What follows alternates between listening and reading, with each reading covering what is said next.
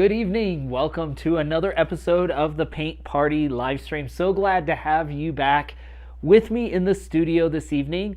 It is episode 129 of the live stream. So I'm so glad that you are with me for this week. I hope you had a great week and that the new one is off to a great start. We have had beautiful weather here in the mountains the last few days. Going to continue for several days, and we take these breaks in the winter as we just take them whenever we get them, because it was, I think, on Friday a high of like 11 degrees Fahrenheit, and then Saturday it was almost over 40 degrees Fahrenheit. So jumped up quite significantly. I got out on the trail for just a minute on Saturday, planning to hopefully get out on the trail again tomorrow, take in some of the sunshine and the warm weather before winter comes back. But we are headed towards spring. We are getting longer days, and so it's great here in the mountains. I hope wherever you are that it is moving that direction and that spring is off to or getting started for you. So yeah, glad to have you. If you have been around before, you know this process. This is my Learn to Paint journey, and I invite you along for the journey every Monday evening here. Wherever you're watching, you can participate with the live stream through the comments. So you can make comments on whatever platform you're on. You can ask questions. I do enjoy engaging with you throughout the live stream. So feel free, if you're watching on the TV, feel free to grab your phone or a device if you're on the computer and engage in the process as we go. As I said, this is my Learn to Paint journey. About 3 years ago, I started teaching myself to paint and have been doing that for the last couple of years, bit by bit. This last couple months, in January of this year, I transitioned from using acrylic paint to oil paint. So I'm learning an entirely new medium.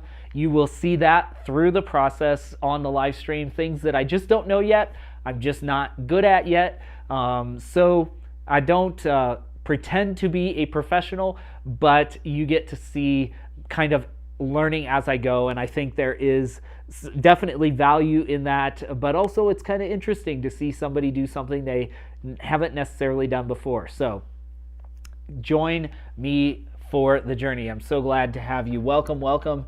I see more people popping into the live stream. We will get, I just dumped my glasses right off my face. We will get started this evening. I will show you what we are continuing to paint. I think we're just going to continue to work on the one we started last week, which I'll show you in just a minute. This was a reference photo that I took, actually 2 different photos that I took when I was out on the trail hiking probably a month or two, maybe, well, I don't know. Yeah, probably 4 or 5 weeks ago. And I was able to take the 2 components of each picture that I liked and put them together in kind of a rough reference. And I've been working on that over the last week and done some refining, 2 or 3 sessions since our live stream last week. So you may see some differences in the painting. If you follow me on social media, Instagram, etc., you have seen some of these on my stories. But I think we're going to continue and see if we can get some more kind of refined work. We're at the stage, so I try to break down my process into 3 basic phases or stages of the painting. And this came from an artist that I follow named Andrew Tischler. And other artists may use this or use different terms, but it's basically the underpainting or kind of blocking in the painting. These are the biggest shapes, the lights and darks of the painting.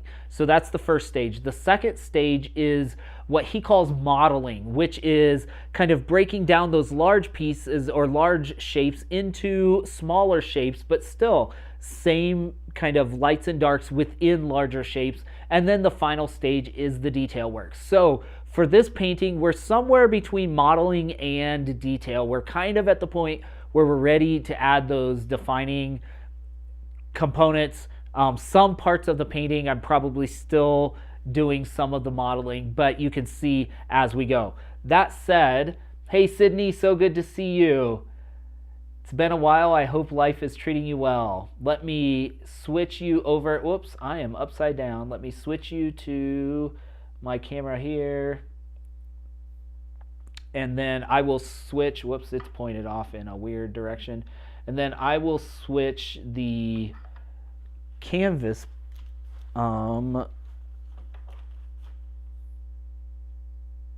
Sorry, I am thinking and doing at the same time, and I'm not. That's not my strong suit. So I will switch the canvas. Canvas camera over here, and we will bring you back a little bit from it. And I'm gonna plug this in before I forget. There's a whole process. Y'all sort of see behind the scenes, but not quite. So let me see if I can. Okay, I have to, this painting is quite tall, so I have to, and I can't really zoom out on my camera because this is where we are. Okay, let's see. All right, let me bring you back. Let me first show you what we will be working from. On grid. This is the reference photo that I kind of mocked up so you can see. And I actually did a sketch. Whoops, nope, that's not what I want. So you can kind of see I added some more foreground here, and I pushed the mountains back between the trees so that they are definitely in the background, and you'll see that on my painting in just a minute. I think it makes it more interesting painting. It makes it more inviting for the viewer. And so that's the intention, is to lead the viewer's eye back. And we do that through several ways. And let me put, I'm going to also put this reference. So these are the two reference photos I've been working off. The one on your right that I just moved is amalgamation of this front part. And then I took the back part from another painting, because you can see, or another picture, you can see in the left-hand side, the background is all in shadow. But there was another place that had a better, and I kind of just think it's really interesting to have that bright sun on that aspen tree, the leafless aspen kind of out there in the field, and then have the sun off the mountain as well. So that's what we've been working on. That said, here is where we are. All right, so you can see, actually, this is bad because you're getting a lot of glare. I wonder if I can adjust the, nope, it's gonna, okay, let me see if I can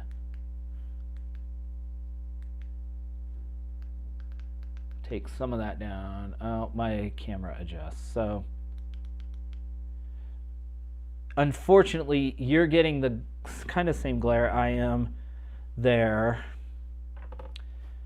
And I can't, okay, if I could, I can't really lift my camera up. I mean, I can lift it up, but I can't really do, I can't lift it up higher.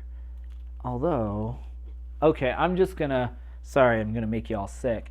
I'm gonna see if I can lower this a little bit. There we go. I was like, I can't bring my camera up, but I can bring the painting down. So let's see how that works. I'm gonna be basically standing or sitting on the floor. So that gives you a little better, I think a little better view of what the painting actually looks like without the glare on the canvas. So yeah, let me just leave it there so that, because if I lower it anymore, you start to get glare. So I'm gonna tilt. Now it does look a little strange because the camera is tilted forward. You're looking at it from up above kind of. So keep that in mind as we go through. Let me put my other camera over here. That way you can see my oh, I need to kind of rotate that. Ooh, I got paint on my, that's one thing with the oils dry so slowly that it's easy to get. I've already picked up paint on my hands just from stuff that hasn't dried from my last, and I'm touching all this stuff. So, all right, let's see. I need to, sorry, I got distracted. I need to flip my camera around there. Now you can see, you can see my palette. I'm gonna kind of turn it like this, and then let me take this off. My paints are here, so you can see kind of a little bit of the palette I'm working with. I have greens, white, green. Oh, you can't really see. There, maybe like that. Green, blue, blue, ultramarine, sienna, magenta, red and orange, and yellow. So, but we're going to be using, I have some I had pre-mixed kind of a snow color here when I was working, I think yesterday. I did a session, so I'm going to put gloves on before I get more paint on my hands, and then we will get into the main thing. So welcome those of you that are popping in. So glad to see a few more people popping on the, or at least the numbers of them. Glad to have you. Thanks for watching, joining. You can ask questions or participate wherever you'd like. Let me see if I can lower my, I'm going to lower my stool just a little since I've lowered this so far down. And I think where we're going to start is where I left off in my last session, which is this, the sky. So I repainted all of these, really this whole section and the bottom. I've repainted all of this. But I did some more shaping of these trees in shadow and took the snow up into, oh, that's not dry yet. Took the snow up into the trees. And then here I put the shadows back in because this was really bright. And I darkened all of this because I really want the eye to come in of the, I want the eye of the viewer to come in with the footprints back to this center of focus, and that's why I pushed this tree back. It's sitting back almost to this shadow line on the snow. Where the shadow line changes, I push that tree almost all the way back there. And then I want the sun to come, you know, to be like right over the top here. So we have to think about what we're doing there. So that said, I think we're going to, I don't know what I want to do first. So I think the main thing is to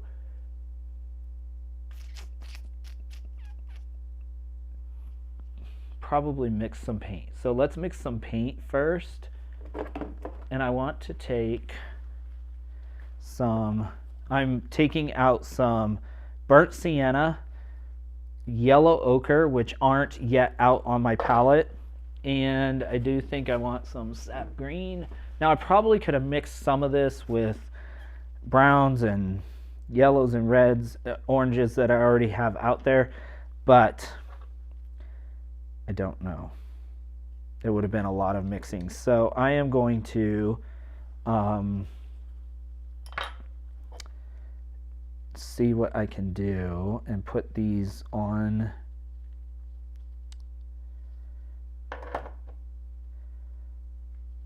I want to put a little bit of these on the palette and just mix, because what I want to do is mix a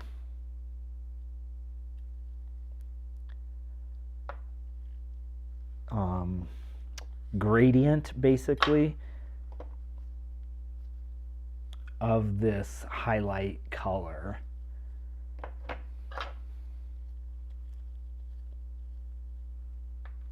That way, we don't need a lot of that, just a little bit.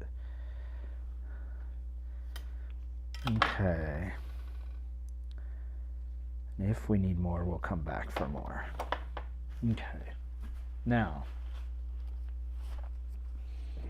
I really need to get a system to hang up my, when I switch to oils, my old system for hanging up my paints didn't work. So, okay, so let's take a little bit of this yellow and we'll put that on this end, little red in the middle, and then the green over here. What we want to do is take this, and then we want to, and I'm just experimenting because I'm learning, so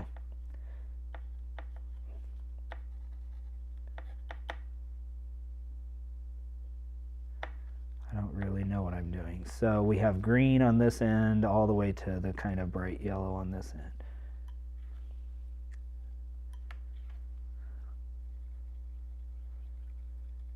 Because the green will take out some of the red, it will neutralize the red. That makes sense.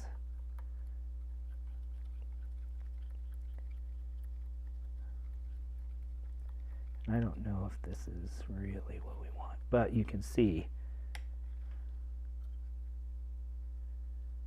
we kind of have this gradient going, lighter to darker. So now I think what I want to do is take I think I'm going to take a really liner brush, which is very pretty precise.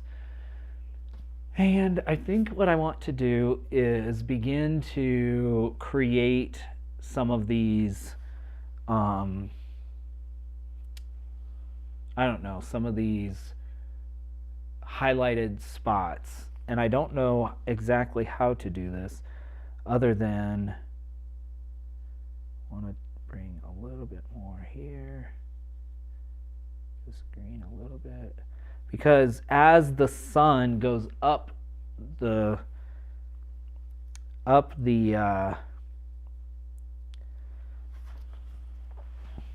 trees, it is brightest or warmest, meaning most yellow orange at the top, and the shadows are less down in the bottom, so there's going to be more green mixed in, if that makes sense.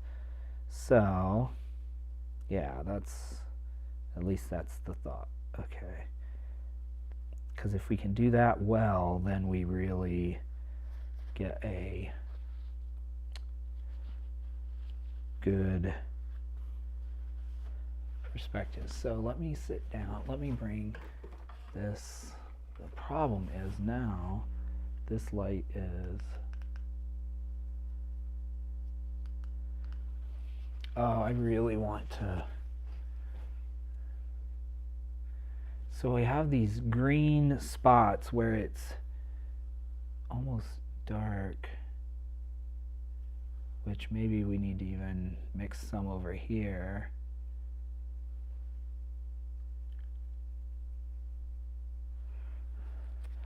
Where there's green brown kind of coming up out of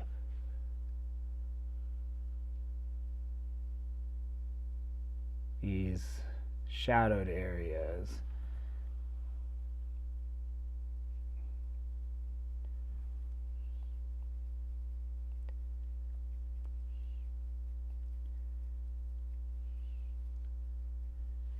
but I'm so used to acrylics that I am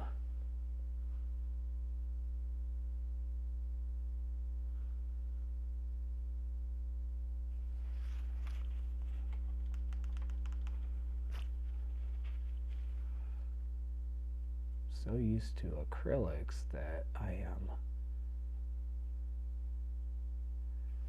afraid if I do too much, because once I put this dark back in here, then that becomes muddy if I try to go in and put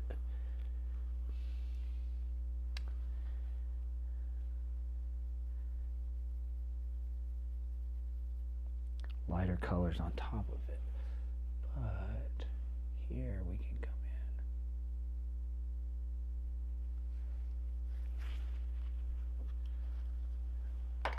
in. This is where my lack of good light is really challenging, because I can't really see.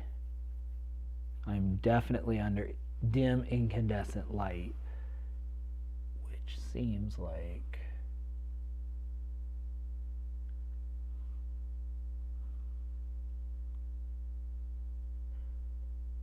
so what I'm doing here is coming in with kind of, this is all shadow areas, and I'm coming in with a lighter green, a more yellow green up in here. Maybe put a little bit of, and I'm just testing this, so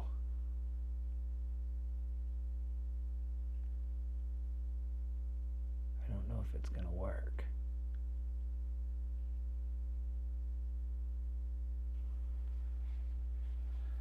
Looks like a little bit.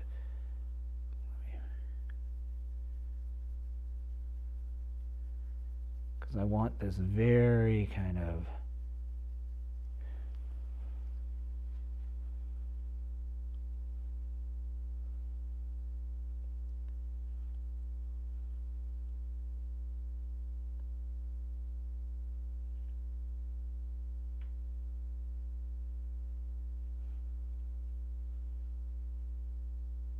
what is going to be what is going to sell this is going to be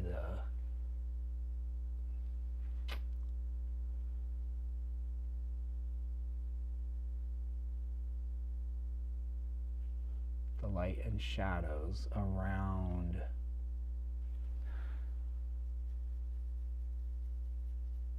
each other, basically. We keep going back. I don't remember where I was.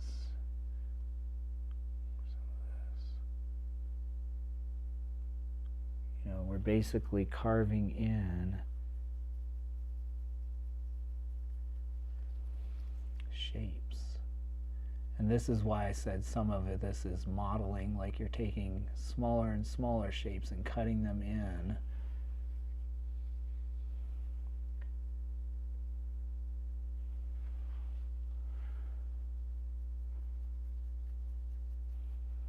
So now, welcome, welcome. There's a few more people coming in. So glad to have you. We start to see illusions of, you know, and this gives us variances of depth.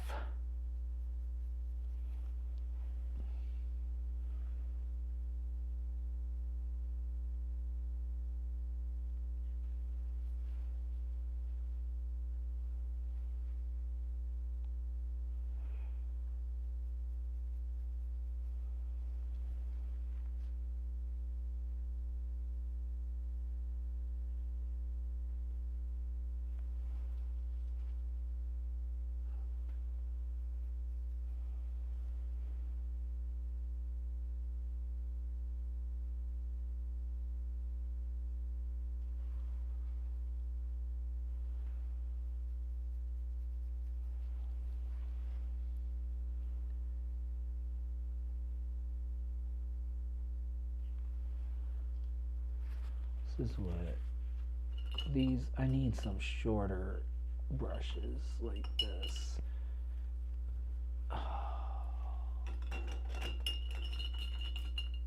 I'm sure if I had better brushes. Where's my other? Did I leave them all downstairs? Nope. Okay. I need a more precise brush and a shorter. This is so long, and it's not a, doesn't do what I want it to do.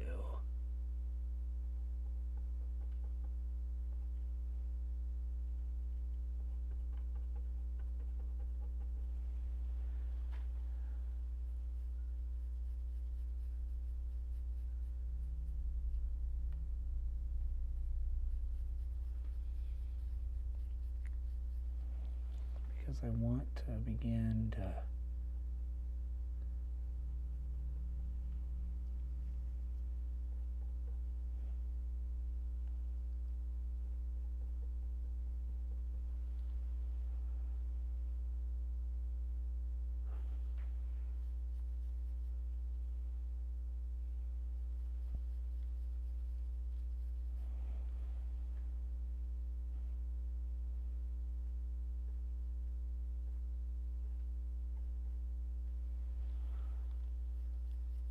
this works. It's a little, put just a dab of magenta in there, just a tad of this kind of very powerful reddish pink, and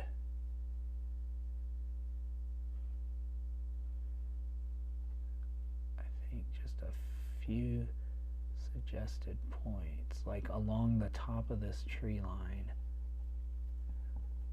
where you have some of this transitioning into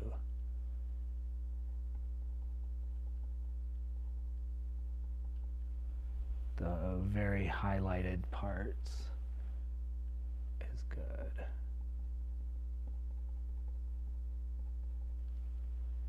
We'll see.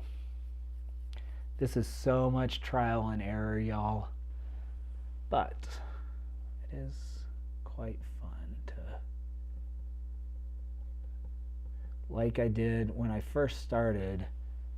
I said, you know, someday I'll know exactly what to do or how to mix these colors, and I know it's the same here. I'll look back and say, oh, what was I doing? This was crazy. But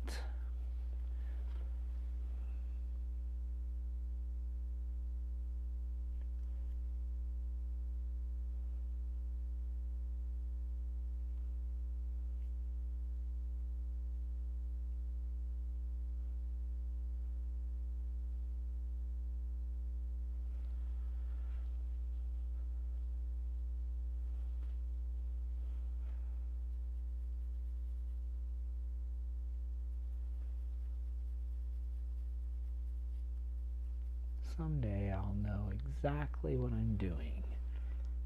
And I'll be like,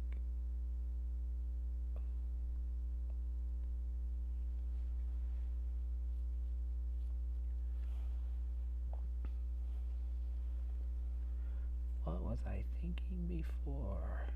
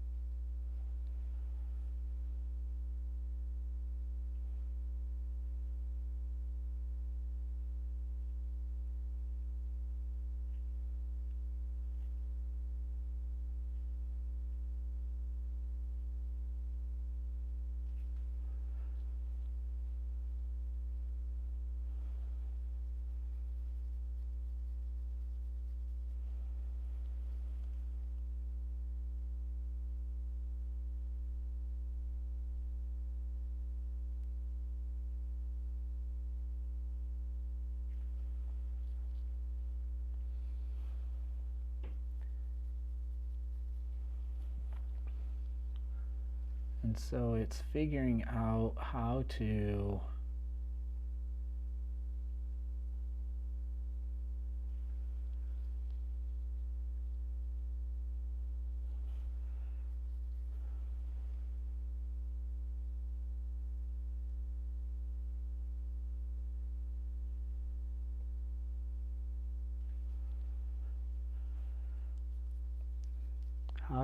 brush in these highlights in a kind of organic way that is not, let me take this out of the way so you can see the whole.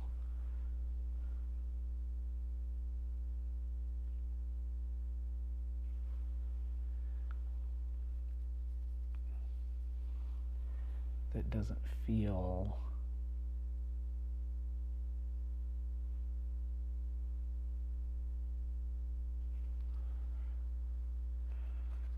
like too systematized, if that makes sense. So we know that these we want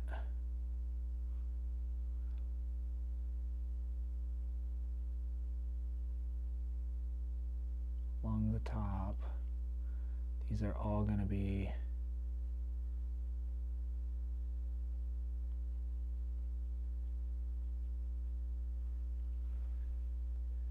pretty bright. So now we're coming into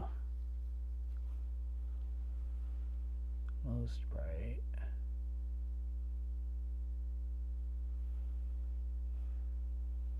And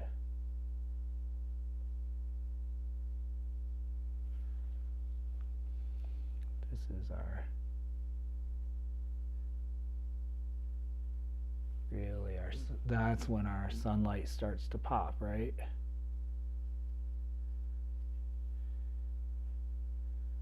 Which is what we want.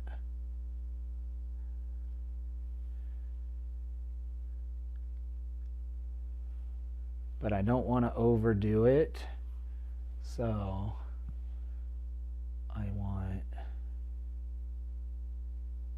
a few brush strokes down in here just to show some different layers.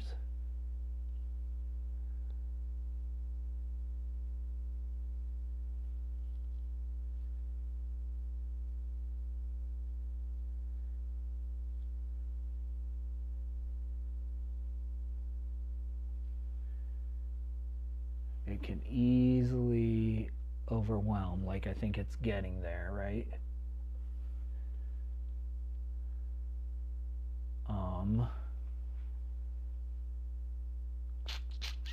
Yeah, starting to, that yellow is so powerful.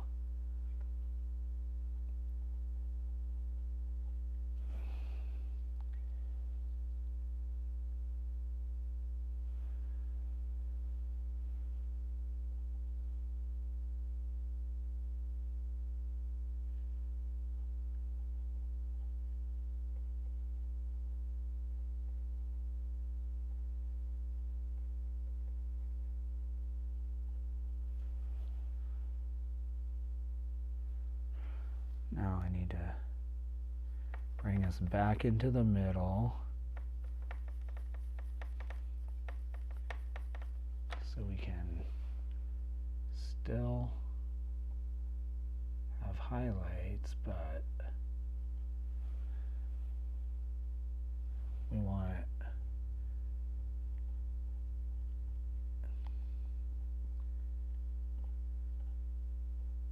contrast of the very clear kind of reddish yellow. We can bring that orange down into here and give it some real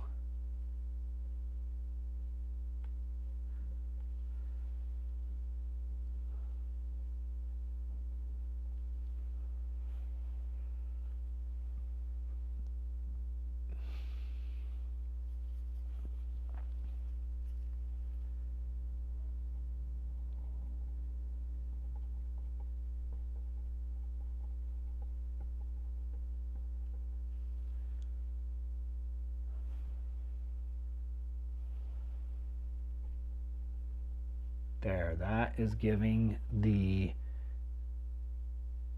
feeling I want. I'm getting the gradient I want, where the brightest colors are up at the top, and then it feels like these more muted colors are down here in the bottom. So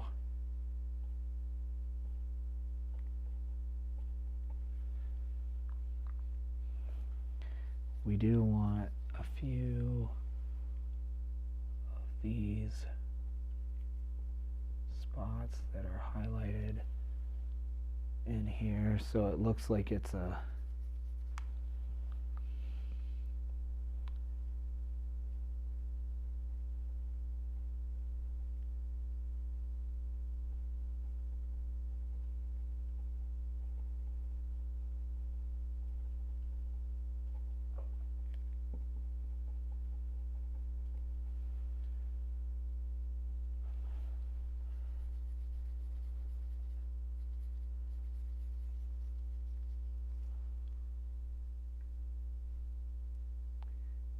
Hey there, Mom and Dad. Welcome. Glad to have you joining. Thank you.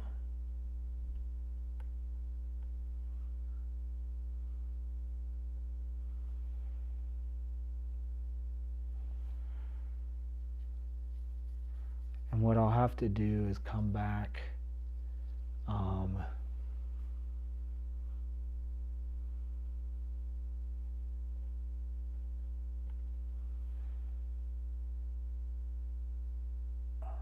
okay, I like what's happening here. So this feels really nice to me. I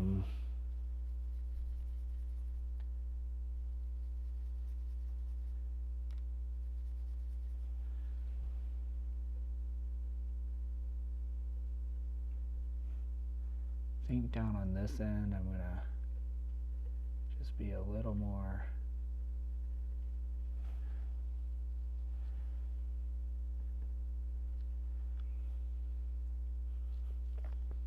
Yeah, it feels like it brings in here. Now, I don't want to do too much more. Let me step back because I want to look at this.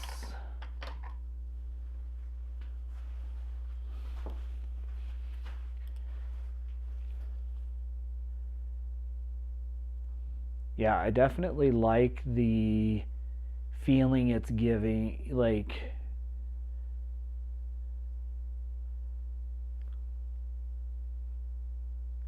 you can see the different layers of the trees, I think, especially at stepping back 5-6 feet.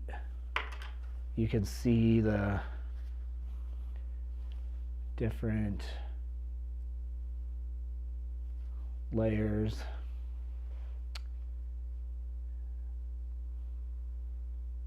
And then what we might be able to do, I don't know if we can do it, depends on how wet this. I might have to wait because some of this space back in here, then we want to come in and put very definite darks in again, but I can't do that because most all of this is now wet paint, and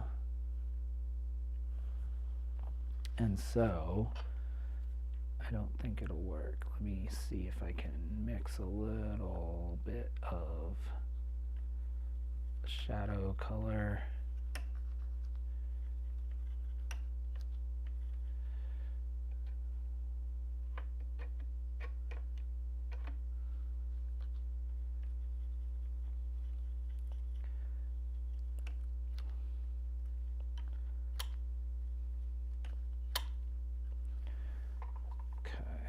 Now, let's see, I don't know, then if we mix a little bit in here of green,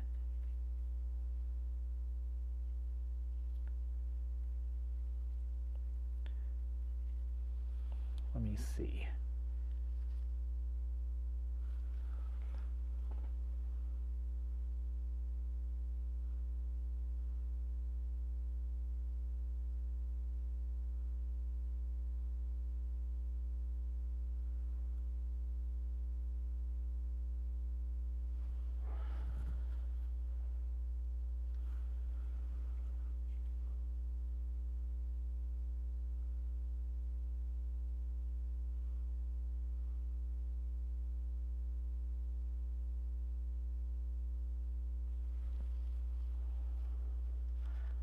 Like the lights, you want variations in the shadow as well.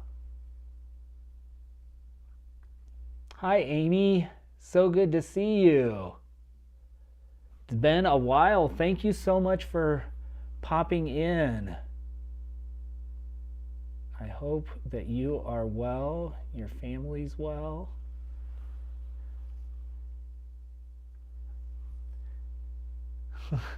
Thank you, thank you. I am learning new. In January, I switched over from acrylic paints to oil, so I'm learning a brand new medium and a new process, but I'm hoping to do I'm working on a new collection of landscapes, and this is one that I am basically doing a study of that I may want to include in the collection if it turns out.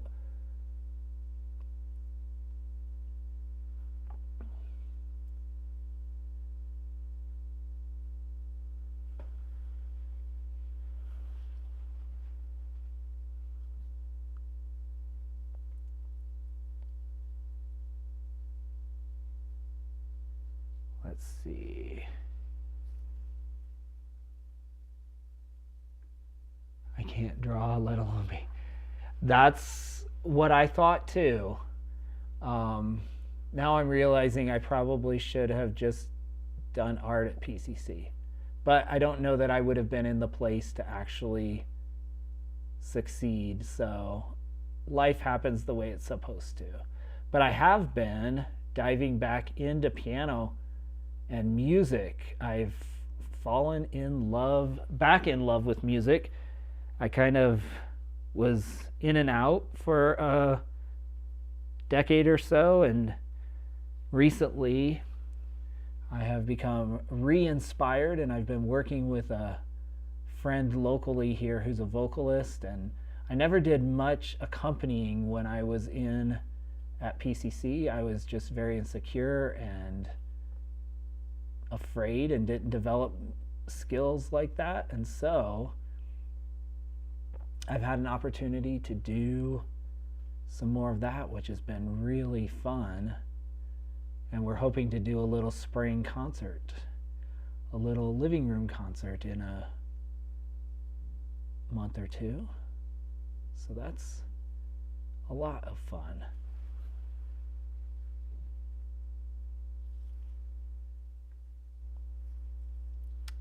I deeply appreciate your kind words.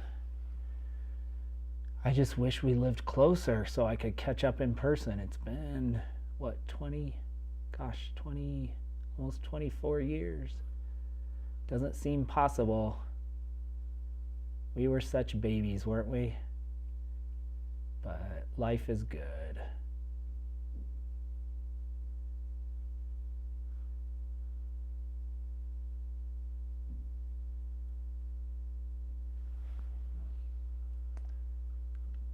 Well, this paint is allowing me to carve up into some of these light spots, so I'm going to keep. This is really, I remember years ago watching an artist named Chuck Black,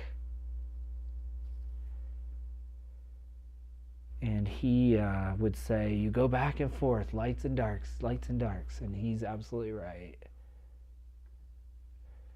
I'm just about to dip back into practice, been knee deep in parenting. Yes, I can appreciate that. That's when I don't have kids and I don't I'm able to maybe manage or re-allot my time a little easier. So I really understand that. It's very difficult. Kids are best at hitting you with a daily quiz. Yeah, I can imagine. I can imagine. My goodness. Yep. I have been doing some substitute teaching at the local high school, and so I'm still interacting with kids all the time, and life is really dramatic when you're a teenager in high school. It's dramatic when you're a third grader too. I won't say the elementary school has been necessarily any easier. It's just different. So, but it's been fun. I enjoy getting in the classroom again. And hey there, Bob. So good to see you.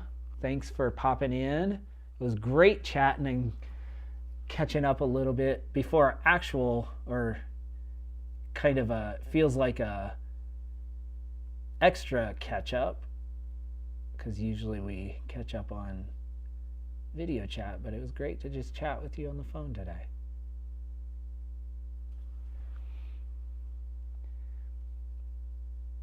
All right, look at how by strategically placing these little shadow bits, you start to give the illusion of depth, but also not just depth, but levels of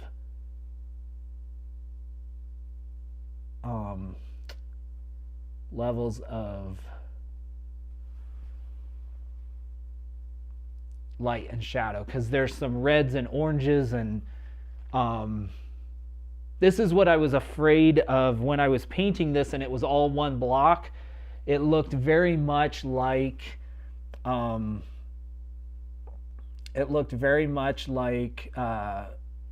I'm messing up. Like, oh, fall. You know, it looked like, instead of the sunset, it looked like these were just fall leaves. But I want to make it very clear that these are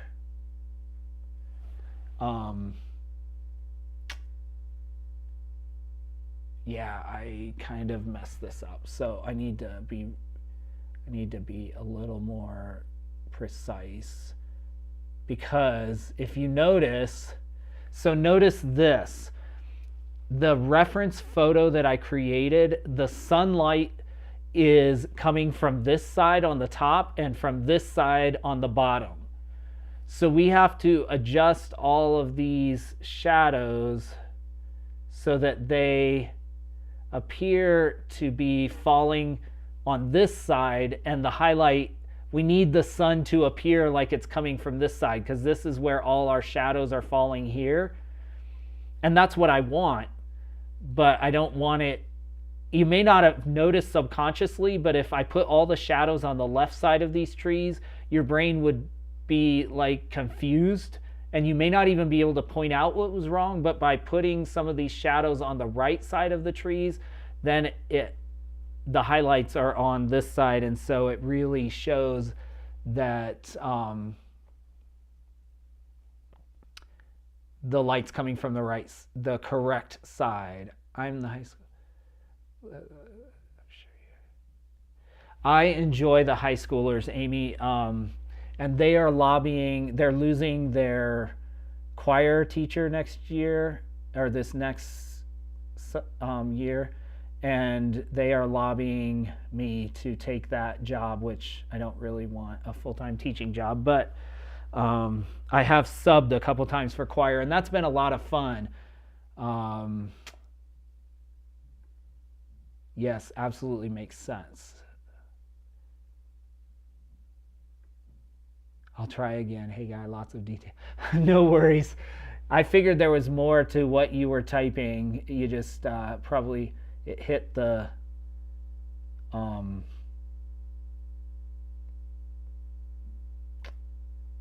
send button too fast. So no worries, no worries, no worries. All right.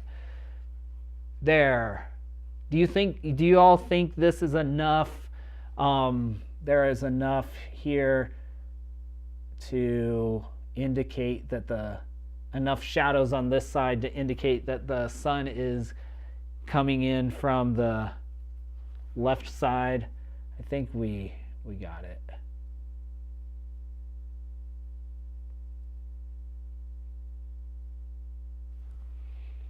All right.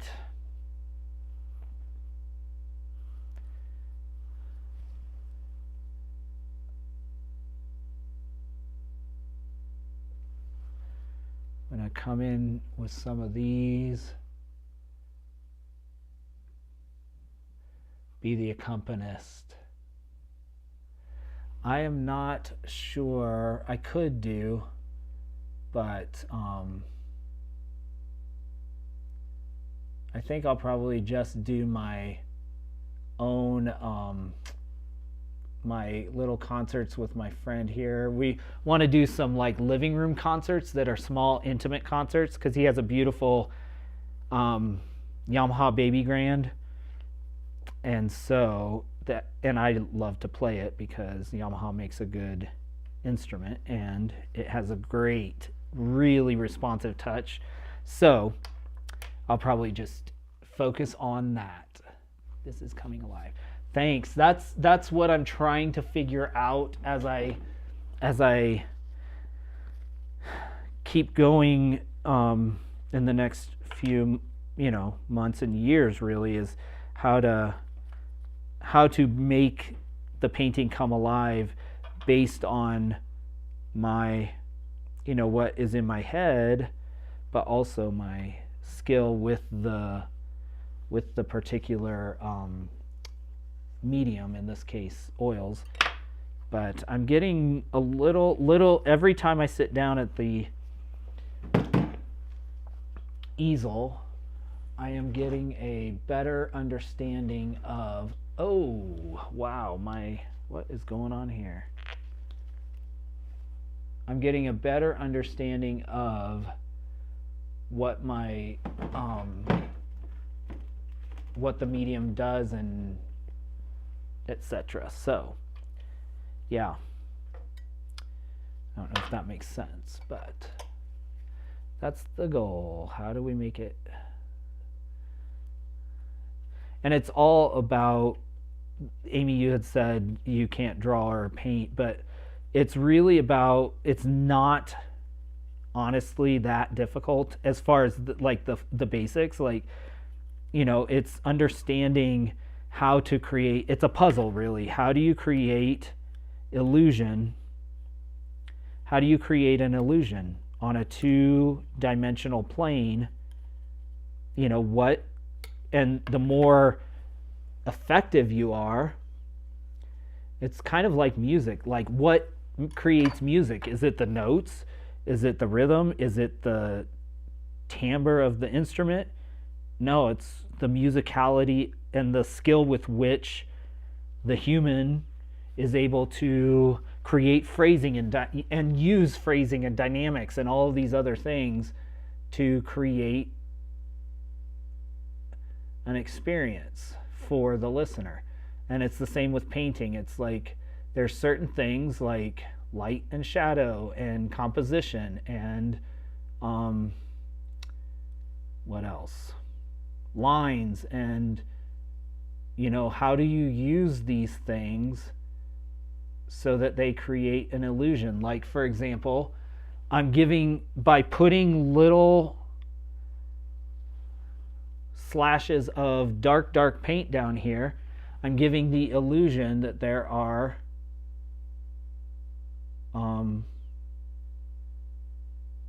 trunks on these trees. And then there's 3 brush strokes of lighter tone, or 4 in there. But when you just look at it, you read those all as, branches or tree trunks. And it's just by increasing the darkness of the shadow down below that it makes it look a certain way. So all of that to say,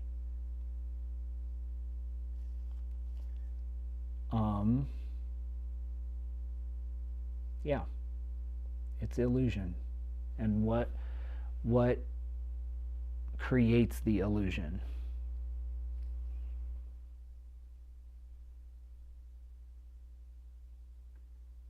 I feel I've got enough eyes, but no training. Where to start? Exactly. I started on YouTube, and I found some painters that I liked just naturally, and I literally started copying their. They would post videos of them painting pictures or painting things, and I literally copied step by step, and I would pause and copy what they were doing, and then soon, eventually, I got to where I could do my own, and then now I can gather my own reference photos and do some. But yeah, and then I'm now taking a class. But yeah, it is once you learn one or two things, then you're such a good teacher. Great analogy. I think that's one of my natural skills, actually. How long was the process? The learn to paint process, I started in July of 2020. So it's been, and then I took 6 months off when I moved out here to the mountains because I had a robbery and was dealing with getting settled in. So it's been about 3.5 years of semi-consistent. This episode tonight is 129 live streams. So I know I've painted at least 129 sessions in front of the camera, and then probably done as many or more off camera. So yeah. Now what I don't know is if I put shadow in here, is it going to make this pop out too much? It looks like a little bit, so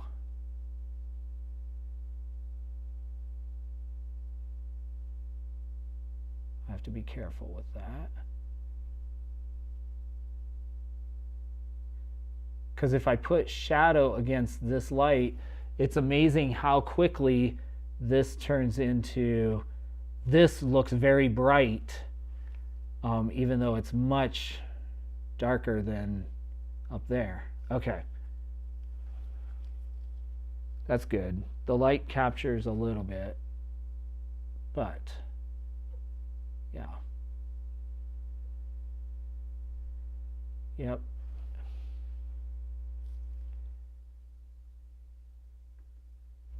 Teaching has always been your strength. That's very kind. It's funny because Mr. Crawford told me at PCC when I took piano pedagogy that basically I think I got a C in that class, and he basically said, you're not a very good teacher. But I do think it was the system, because we had to recruit, if you remember. Well, you did it. Amy, did you do an music education degree? We had to go recruit our own student, and of course they had to be male with male, female with female. So I was teaching, I kind of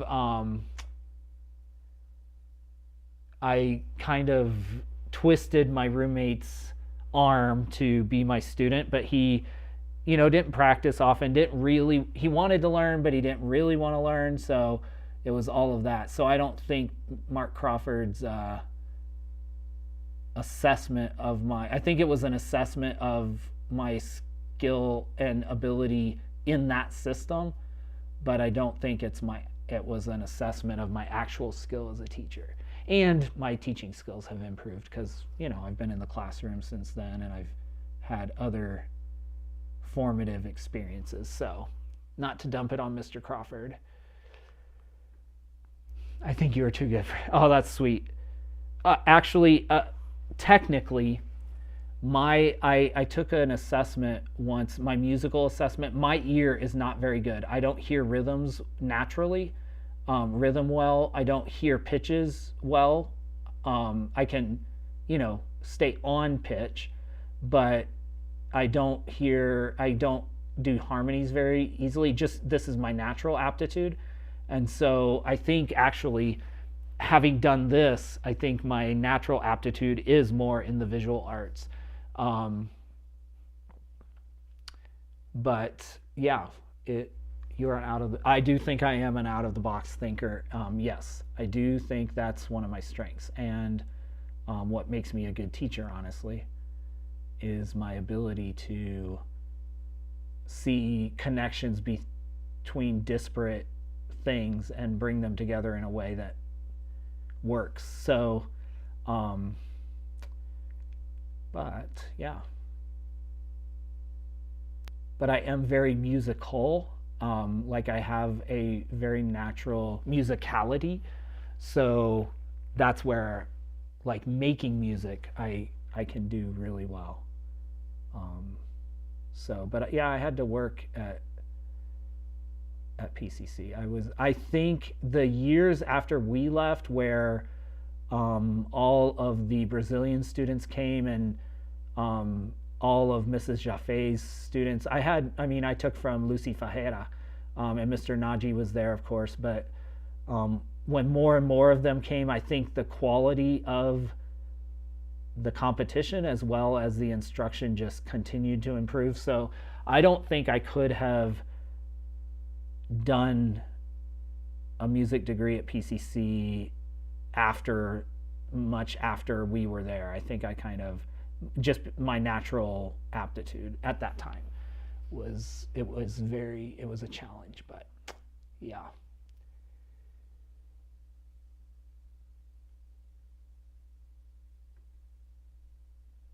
You're a creative thinker, going to a place where they want to put everything. Yeah, I don't, I am a visual learner. So like if I can learn in my own way, then I do better. I got in trouble once for thinking differently. Probably the key for me in thinking differently is how can you think creatively, but also then bring it within the framework? Can you think outside the framework, then come back into the framework to make an impact? Because I think that's really important. Because there's a lot of people who think creatively, but they're just no good in the real world, in the sense that they can't function in the real world because they can't work within the realities of the real world. And so I think there is a value to being able to step outside and look at something from a different perspective. But then you mentioned analogies before, being able to bring it back into something, and especially in teaching, bring it back to a point where the student can actually connect the concept. Yeah, I think there's real value in that. So, okay, I've done a lot of touching up and adding more. I do think this feels really nice and fun. As far as the shadows, I think it's in a good place, so I don't want to overdo.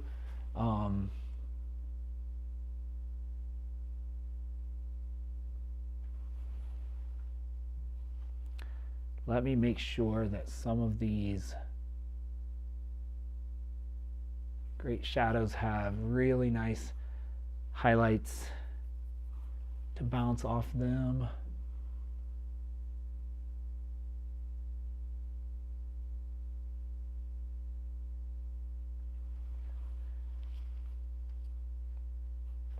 And I do want to take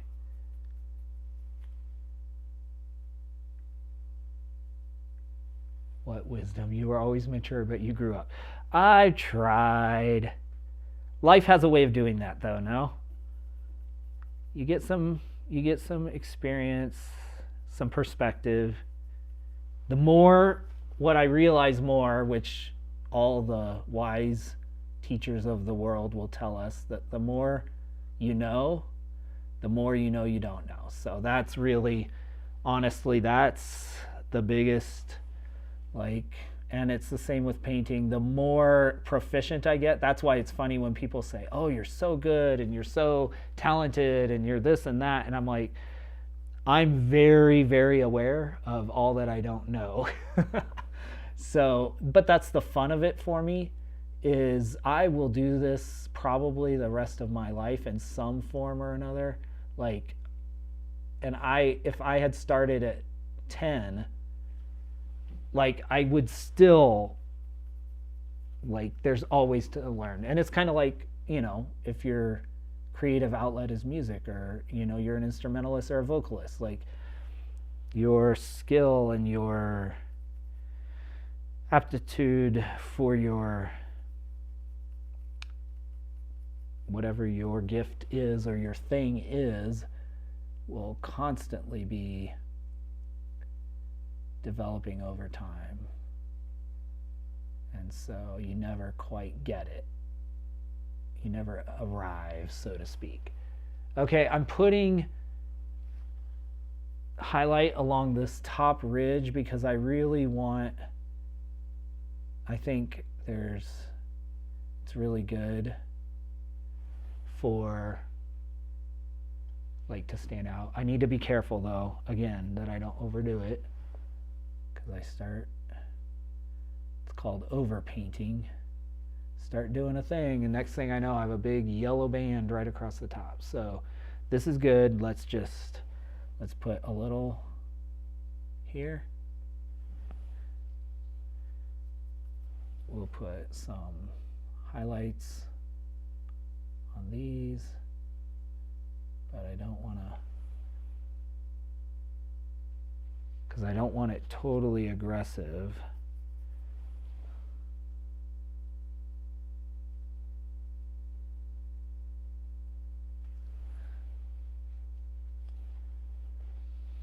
And then what I can do is I can come back, actually might be able to use this color I have in here, and I can put in sky holes as well. I don't know, it might be too bright, but we'll see.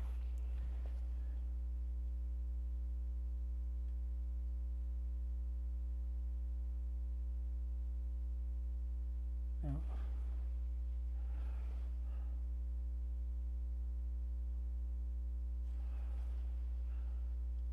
I'm going to have to redo some of this because that's too,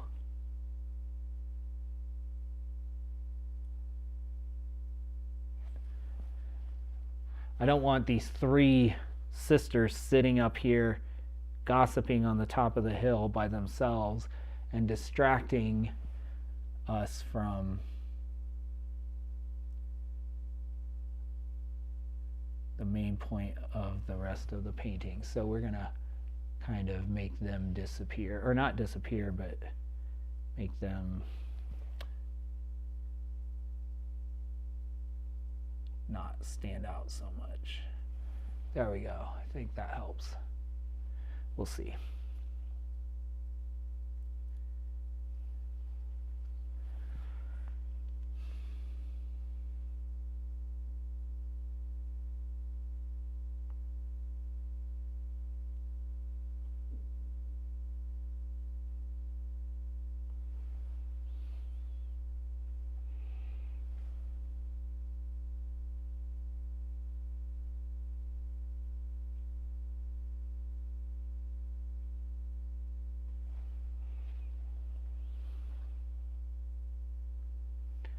Again, I don't want to go too crazy with the sky holes because they should be pretty small. These are actually too big, so we'll have to fix some of those, or they'll look like there's snow up in the trees, which is not a bad thing, but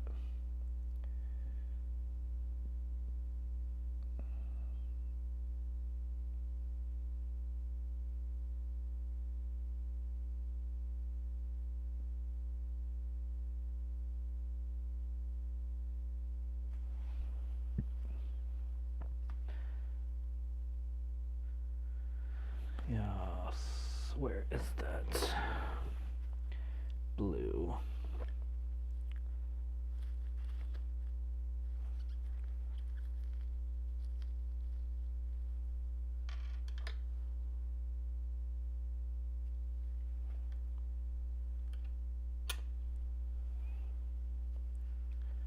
I was concerned. I didn't know if I would have enough to do on this painting to keep us busy for this live stream, but we definitely do, because I haven't even looked at the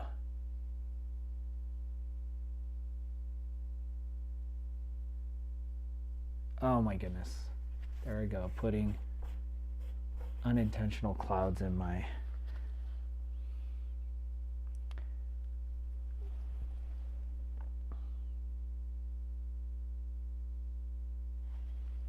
yeah, we'll have to tone these down a little bit. But you live and learn, you live and learn.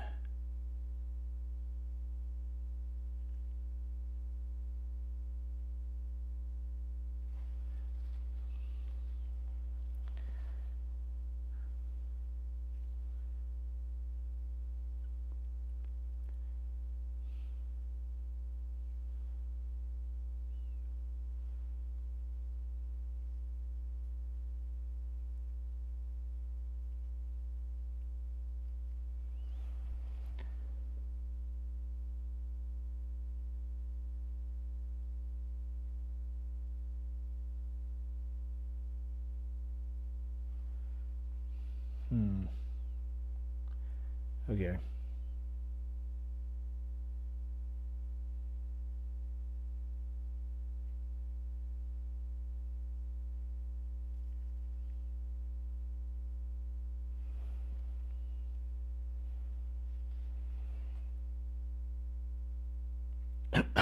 Excuse me.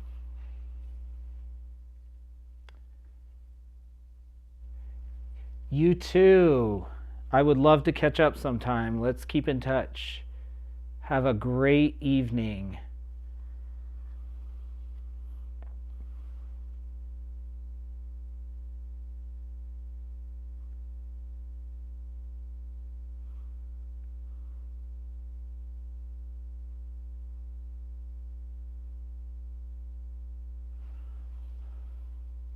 All right. I'm kind of messing up, I think, these sky holes, but we'll leave that and come back to it. Now, let's do this. Let me see if I can lower y'all and raise this. So now this looks like a mess because of that glare, but what I want to do is, I think I want to, sorry, I don't mean to make y'all sick. I want to first step back. I've been too close to the paint for too long. Okay. I'm not loving it, but it's okay.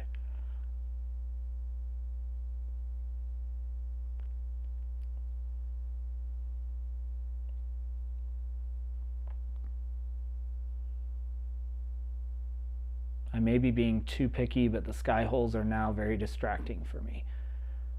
But I'm probably being too picky.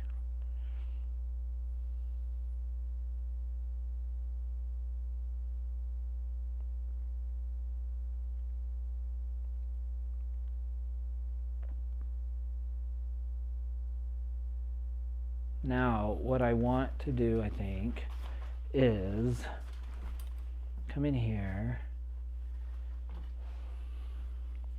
and do some work on this tree. So I painted all of the shadow around it again yesterday, I think. But now I want to come in and see if I can do some work on that tree. So I'm going to clean my brush out because I was doing dark I guess I could just use another brush too also, but this is the small brush. So we'll cover up those mineral spirits because they are, ooh, icky, icky. They will make you sick quick in my experience. So now what I want to do is I want to come in and reestablish this bright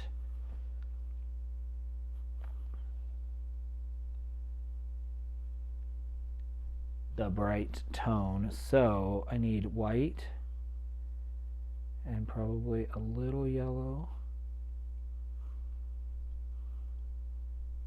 Yep, I think that's it. Basically, that's all I need.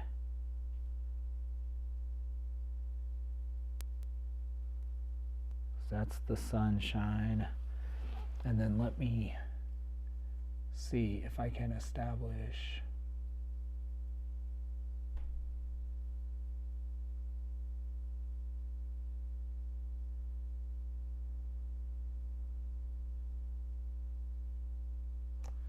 because I want this to really stand out because it is the focal point of the whole thing. So I really want that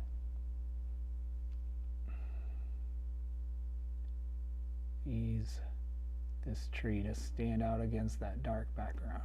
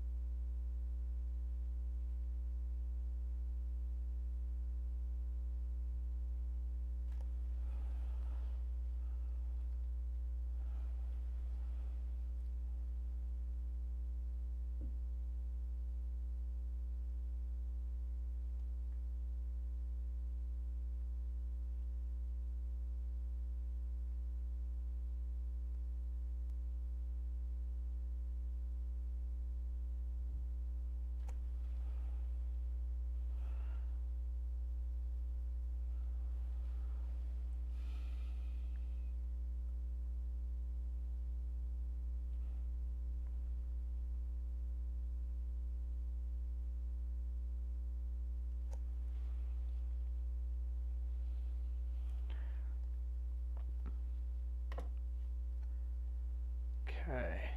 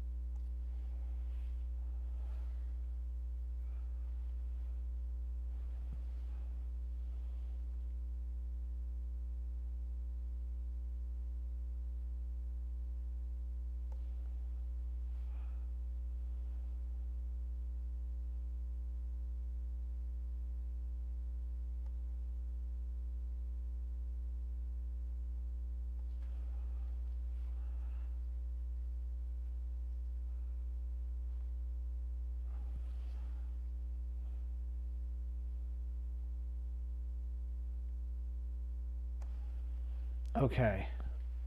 So I have the basic shape of the tree. Now, what I want to do is come in with what I see is the reddish color I have up here and mix a little bit of this, because then I think we can come in with all the little light shades around it. So let's try that. Let's see if it works. It's a little brighter than what we had. So now we can do all of the background. Maybe it's kind of like the highlights above. You want a lot of different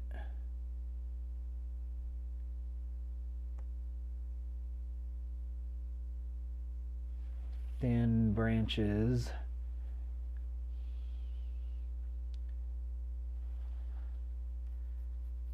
That are not necessarily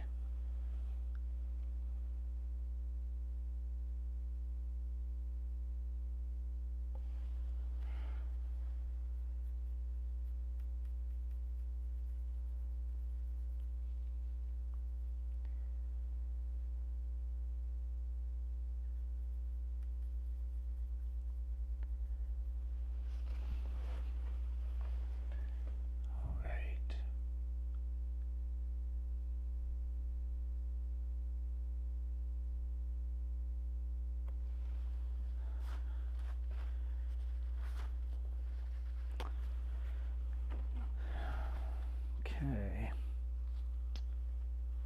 We are about an hour and a half in, so a few more minutes on this. I'll probably do at least 1 or 2 more sessions on this. Oops, I just dropped my paint. I'll probably do 2 or 3 more sessions on this to finish it up off the live stream, but I'm really pleased, especially this being my only, second or third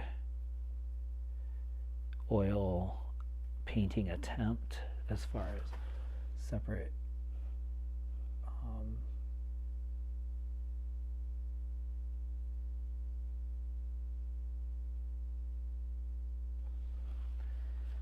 this just doesn't seem to want to spread as easily. I don't know what the deal is.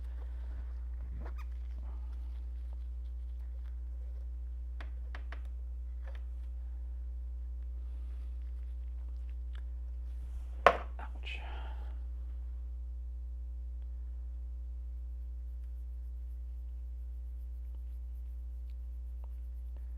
Mix this in. Okay, let's see if that will work.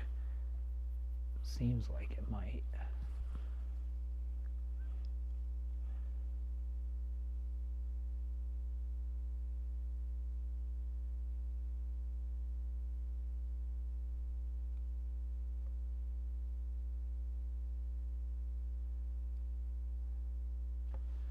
We'll do kind of these reddish branches.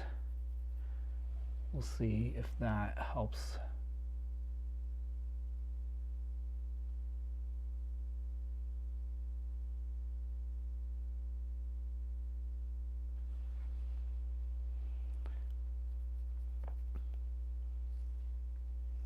Hey there, Shirley. I saw you got to jet off to Hawaii for a bit. Looked like a great little getaway. Glad you got to sneak off.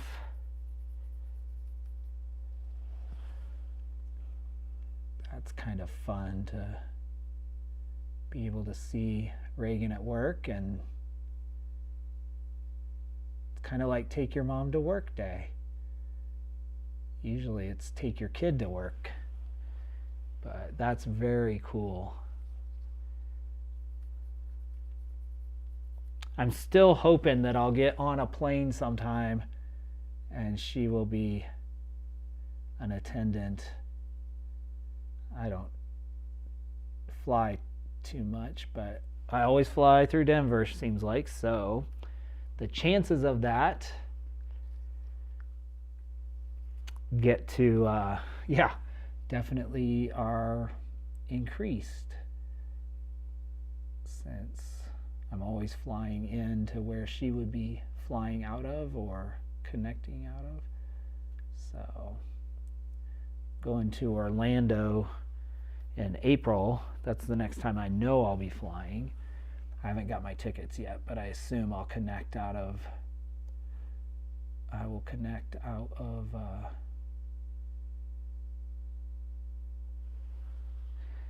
Denver, or connect to Denver and then go probably direct, I imagine. Well, I'm flying through Little Rock first, so I'll probably go Denver, then maybe even Dallas and Little Rock. I don't know. We'll see. Yeah, it would be very cool.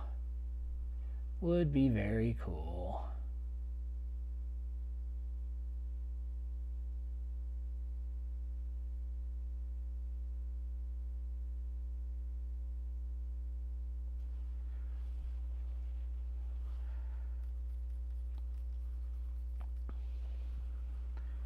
Okay, so what I'm trying to do basically is create an organic web behind the really highlighted branches. I want to create this illusion again. We're always creating illusions, an illusion of density without losing the bright branches. So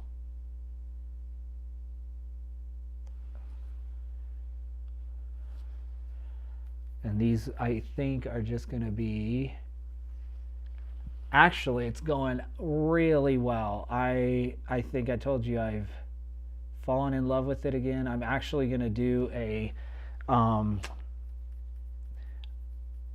this friend, I think I told you when I was there in the fall that I wanted to do a home, like, living room concert. So think that's going to happen this spring. And my friend Dean, who used to be the choir director at the lead school for like 40 years, has a beautiful piano and is a vocalist. So he agreed to do some, I got to accompany him on Christmas Eve for, he sang a recitative from Handel's Messiah for Christmas Eve at the Episcopal Church here in Lead. And so I walked up there. It's only 2 blocks from my house, and Christmas Eve morning I accompanied him. Oh, that branch is ugly. And then we've been practicing some Vaughan Williams. There's some beautiful songs, and then tell me when I will, yeah, for sure. I can let you know.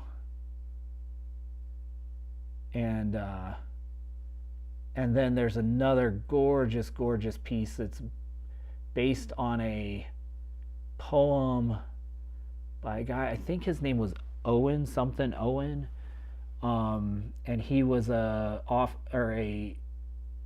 soldier in World War I and was killed, but he was a poet and wrote these just devastatingly beautiful poetry about what he was seeing and what he went through, and somebody put it to music.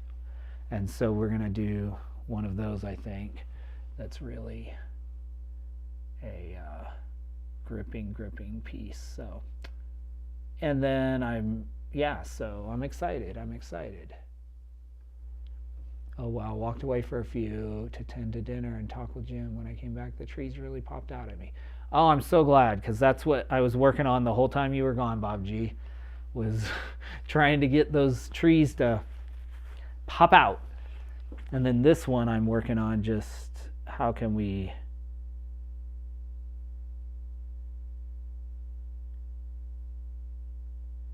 create an illusion of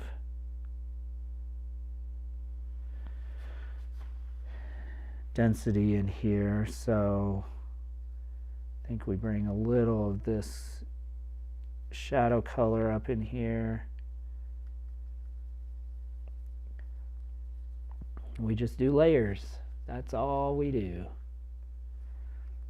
Yes, I'm very excited. I do, and I've been practicing more and learning to, I'd never learned to accompany. So that is a total new experience for me. Not new, but just I never developed those skills. So learning to accompany has really been fun.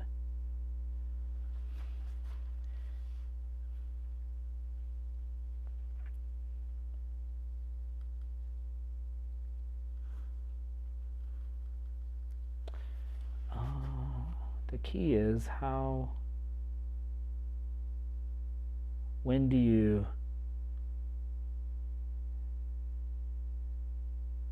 on this tree, when do you stop? When do I stop adding little branches?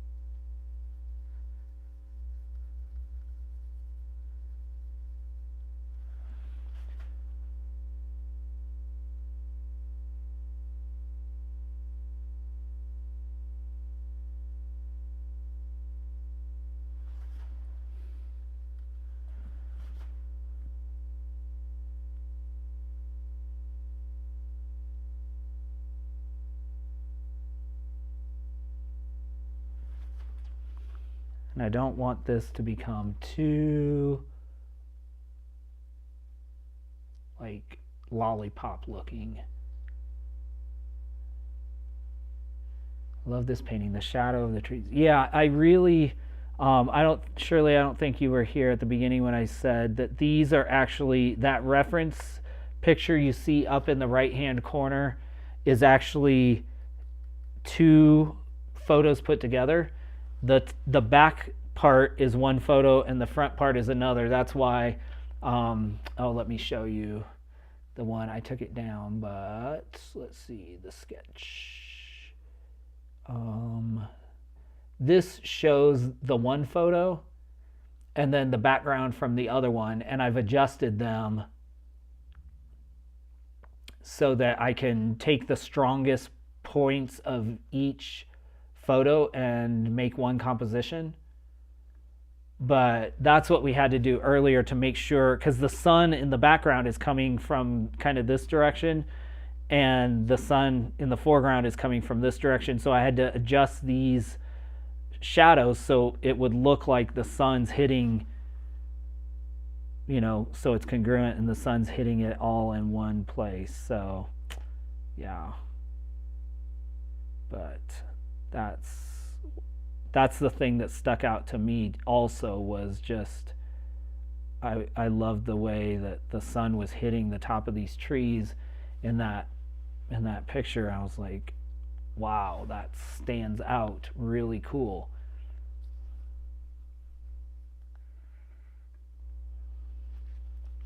Yeah, it's taking that inspiration and saying, okay, what is it I love about this, and creating and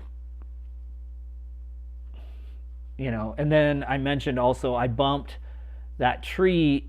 Those trees are right next to each other, but I bumped this one further back, so this is definitely the center visual interest. And then I have the footprints coming all the way in, and then even kind of going back out here, and then this brings your eye back into here because of the light, and it kind of does a circle back to this, so you can kind of your eye wanders out, looks at all this, comes over here, looks at, and you always end up back in this. And this tree helps bring you back there. So speaking of, let's do some, since we have this dark color in, I'm going to mix some green here, and let's see if we can come in and put some of those accent colors onto that, because I just kind of,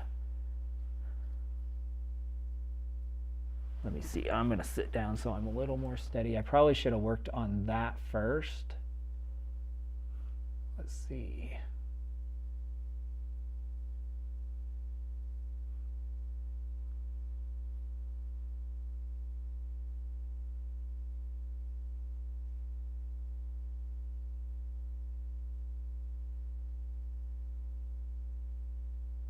And I'm kind of just carving in some of the light.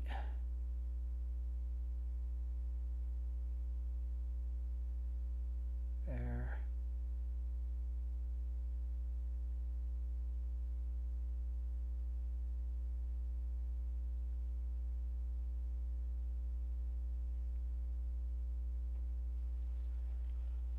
That gives us that shape.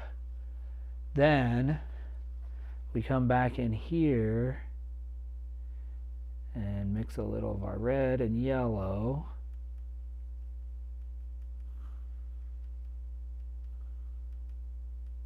And maybe a little green to cut that red, because it's really intense. I took way too much.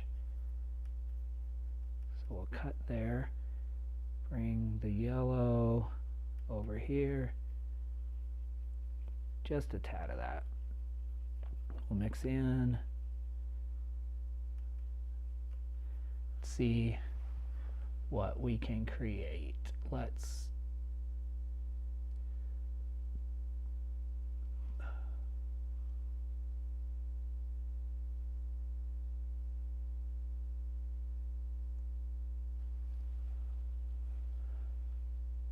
because that's the part I loved as well. I don't know. Let me put up the original.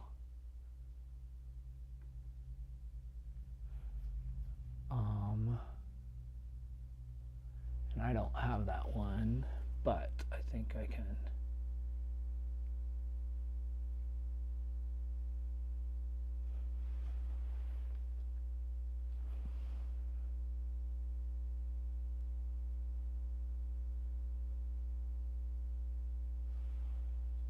There.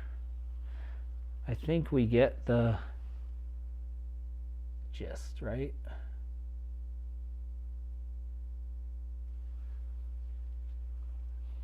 We put a couple of lighter greens.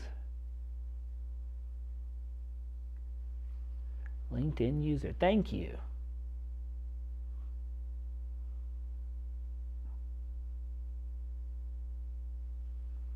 Always glad to have our LinkedIn folks pop in from wherever, actually.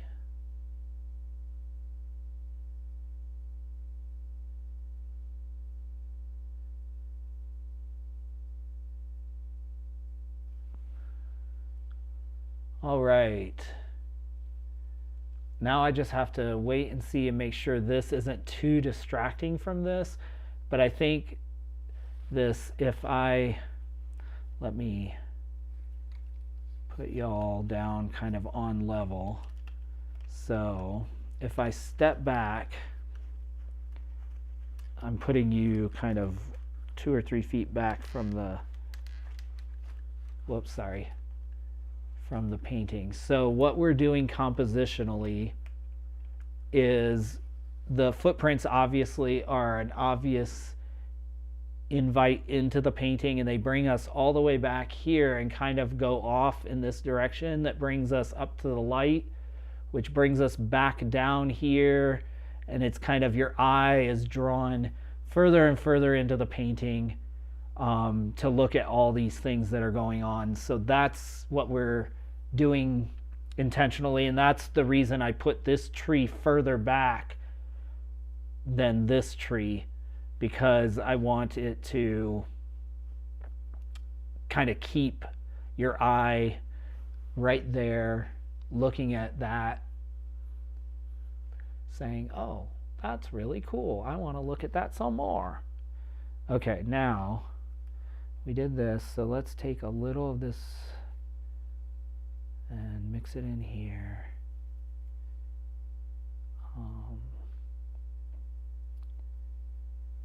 And we'll think this is a little, we want kind of a darker color. Isn't it crazy? It still is crazy to me, Shirley, how if you put, I used to go straight to the highlights because that's what our eye sees, we think we're looking at, but it's really the contrast of the shadows.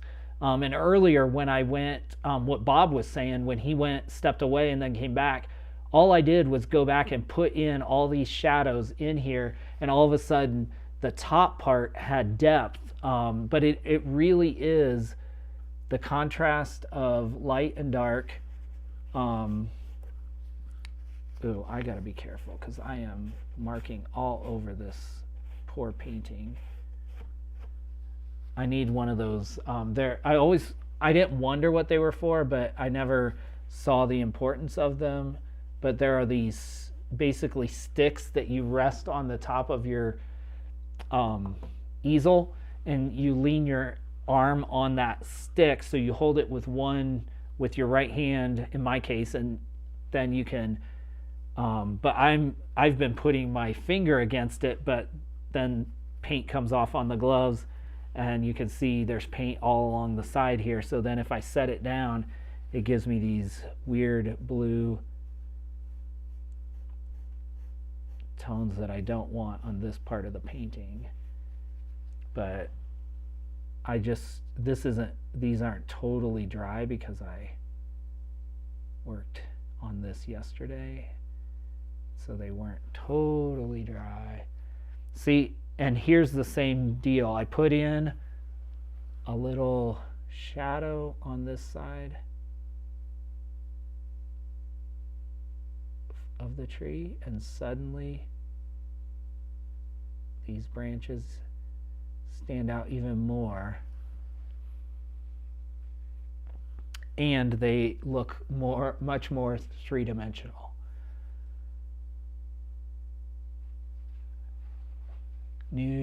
Commented on a new painting Andrea is working on, Fall Leaves and Water. Beautiful colors. Whoops, I missed it. Beautiful colors, 6x8. Got a nice note from her. That's awesome. Yeah, she is super talented. Like, I could just look at her paintings all day long. It's not my style at all, but it really, I can respect so much the work because she does that photorealism. It's so much work to do that, and to make it look right. And obviously she's got very sophisticated level of skill. It's very inspiring.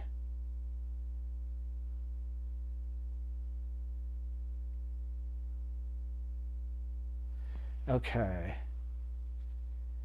I can't really tell up close, but when you're far back, this is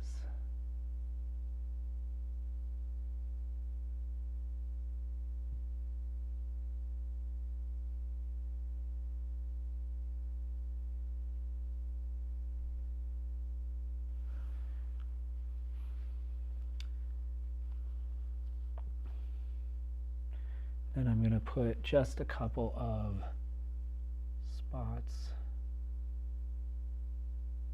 that stand out here so we can see that it is a birch tree. Kind of the scars of the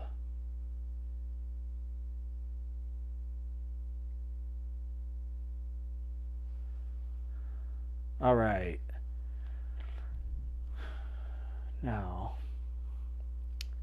I may have to put a little more, maybe that's all it will take, is a little more shadow there. There's shadow there. I think it's good.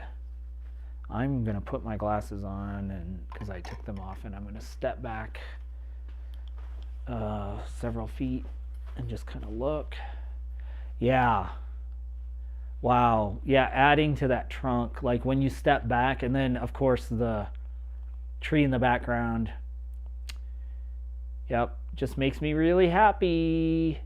Now the other main thing I want to do, that I will probably do on another sitting with this painting, is I want to come in and reestablish this snow.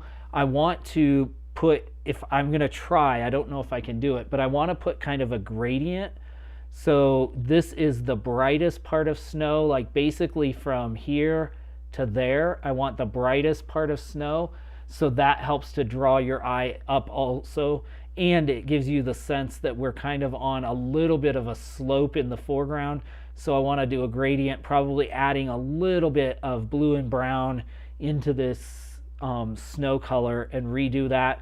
And then I need to come in and really work on the footprints and do a lot more